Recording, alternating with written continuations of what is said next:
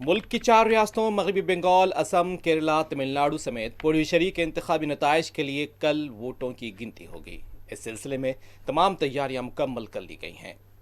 Strong rooms اور رائے شماری مراکز پر سیکیورٹی سخت ہے۔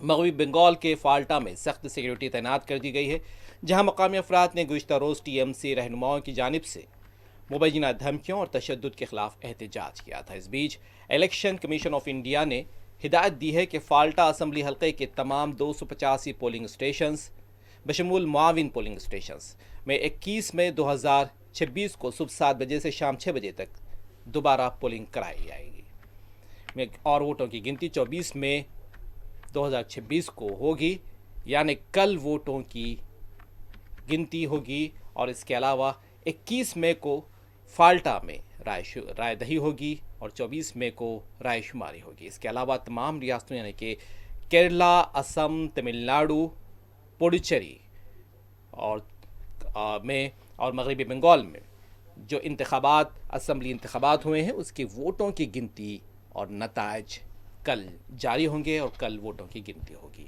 سخت سیکیورٹی کے انتظامات اس سلسلے میں کیے گئے ہیں۔ الیکشن کمیشن نے تمام تیاریاں مکمل کی گئی۔